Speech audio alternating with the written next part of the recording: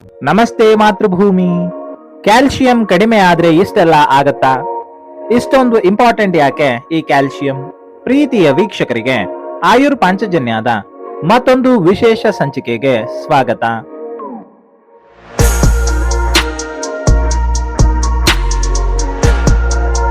ಮಂಡಿ ನೋವಿದೆಯಾ? Cut cut sound ಬರ್ತಾ ಇದೆಯಾ? ಮಸಲ್ ಕ್ರ್ಯಾಂಪಾ? ಎಲ್ಲದಕ್ಕೂ ಡಾಕ್ಟರ್ ಬರೆಯೋದು ಒಂದೇ ಟ್ಯಾಬ್ಲೆಟ್. ಅದೇನಪ್ಪ ಅಂತಹದ್ದು ಅಂದ್ರ ಕ್ಯಾಲ್ಸಿಯಂ ಸಪ್ಲಿಮೆಂಟ್. ಹೌದು, ನಮ್ಮ ದೈನಂದಿನ ಜೀವನಕ್ಕೆ ದೇಹದ ಪ್ರತಿಯೊಂದು ಭಾಗಗಳಿಗೂ ಹೇಗೆ ಕ್ಯಾಲ್ಸಿಯಂ ತುಂಬಾ ಅವಶ್ಯಕ ಅನ್ನೋದನ್ನ ಇದು ತೋರಿಸುತ್ತೆ. ಎಲುಬುಗಳಿಗೆ ಮಾತ್ರ ಬೇಕಾ ಕ್ಯಾಲ್ಸಿಯಂ? ಸಾಮಾನ್ಯವಾಗಿ ಜನರು ಕ್ಯಾಲ್ಸಿಯಂ ಎಂದರೆ ಎಲುಬುಗಳಿಗೆ ಮಾತ್ರ ಬೇಕು ಎಂದುಕೊಳ್ಳುತ್ತಾರೆ. ಆದರೆ ಅದು ತಪ್ಪು ಕಲ್ಪನೆ. ಕ್ಯಾಲ್ಸಿಯಂ ನಮ್ಮ ದೇಹದ ಪ್ರತಿಯೊಂದು ಭಾಗದ ಕಾರ್ಯದಲ್ಲಿ ಮಹತ್ವದ ಪಾತ್ರ ವಹಿಸುತ್ತದೆ. ಕ್ಯಾಲ್ಸಿಯಂ ಒಂದು ಮುಖ್ಯ ಖನಿಜ ಪದಾರ್ಥ. ಇದು ದೇಹದಲ್ಲಿ ಅತಿ ಹೆಚ್ಚು ಪ್ರಮಾಣದಲ್ಲಿ ಇರುವ ಖನಿಜಗಳಲ್ಲಿ ಒಂದು. ನಮ್ಮ ದೇಹದ ಬಹುಪಾಲು ಕ್ಯಾಲ್ಸಿಯಂ ಎಲುಬು ಮತ್ತು ಹಲ್ಲುಗಳಲ್ಲಿ ಸಂಗ್ರಹವಾಗಿರುತ್ತದೆ. ಕ್ಯಾಲ್ಸಿಯಂ ಮಾಡೋ ಕೆಲಸ ಒಂದಾ ಎರಡ? ಎಲುಬು ಮತ್ತು ಹಲ್ಲುಗಳಿಗೆ ಬಲ, ಹೃದಯದ ಸರಿಯಾದ ಕಾರ್ಯ, ಸ್ನಾಯುಗಳ ಚಲನೆ, ಮೆದುಳು ಮತ್ತು ನರಗಳು ಸಂದೇಶ ಕಳುಹಿಸಲು ನ್ಯೂರೋ ಟ್ರಾನ್ಸ್ಮಿಷನ್ ಕೆಲಸಕ್ಕೆ ಇದು ಅತ್ಯವಶ್ಯಕ. ಗಾಯವಾದಾಗ ರಕ್ತ ಸ್ರಾವವಾಗದಂತೆ ರಕ್ತವನ್ನು ಗಟ್ಟಿಯಾಗಿಸಲು ಕ್ಯಾಲ್ಸಿಯಂ ಅಗತ್ಯ.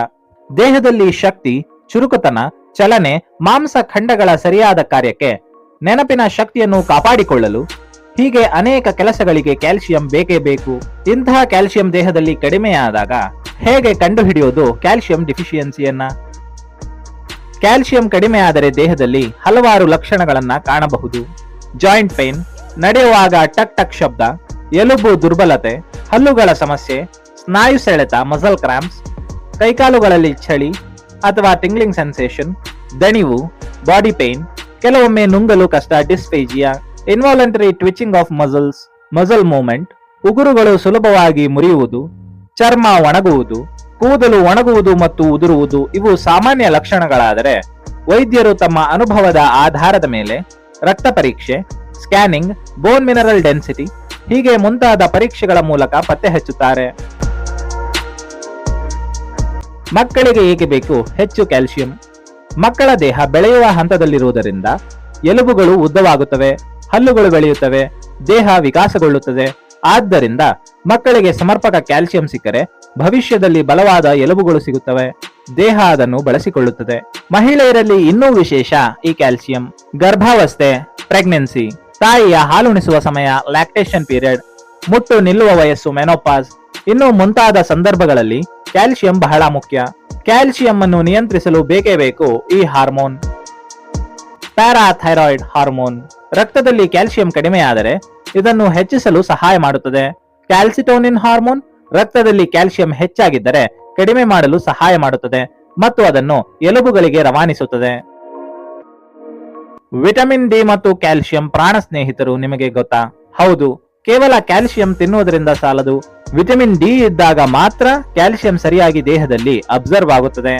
ಆದ್ದರಿಂದ ಕ್ಯಾಲ್ಸಿಯಂ ತೆಗೆದುಕೊಳ್ಳುವ ಮುನ್ನ ವಿಟಮಿನ್ ಡಿ ಲೆವೆಲ್ ಅನ್ನು ಒಮ್ಮೆ ಪರೀಕ್ಷಿಸುವುದು ಉತ್ತಮ. ಯಾವ ಆಹಾರಗಳಲ್ಲಿ ಕ್ಯಾಲ್ಸಿಯಂ ಹೆಚ್ಚಾಗಿರುತ್ತದೆ ಗೊತ್ತಾ? ಹಾಲು, ಮೊಸರು, ಪನೀರ್, ರಾಗಿ, ಎಳ್ಳು, ಬಾದಾಮಿ, ಹಸಿರು ಸೊಪ್ಪುಗಳು, ಸಣ್ಣ ಮೀನುಗಳು, ಸೋಯಾ ಉತ್ಪನ್ನಗಳು, ಬೇಳೆಕಾಳುಗಳು, ಮೊಟ್ಟೆ, ಡ್ರೈ ಫ್ರೂಟ್ಸ್ಗಳಲ್ಲಿ ಕ್ಯಾಲ್ಸಿಯಂ ಪ್ರಮಾಣ ತುಂಬಾ ಹೆಚ್ಚಿರುತ್ತದೆ. ಇನ್ನು ಆಯುರ್ವೇದ ಶಾಸ್ತ್ರ ಗ್ರಂಥಗಳಲ್ಲಿ ಅಸ್ಥಿ ಧಾತು ಕ್ಷಯವನ್ನು ನಾವು ಕ್ಯಾಲ್ಸಿಯಂ ಡಿಫಿಷಿಯನ್ಸಿ ಎಂದು ಕರೆಯಬಹುದು. ಅಸ್ಥಿ ಧಾತುವಿನ ಕ್ಷಯ ಕ್ಯಾಲ್ಸಿಯಂ ಕೊರತೆಯ ಲಕ್ಷಣಗಳಿಗೆ ಸಮಾನವಾಗಿದೆ.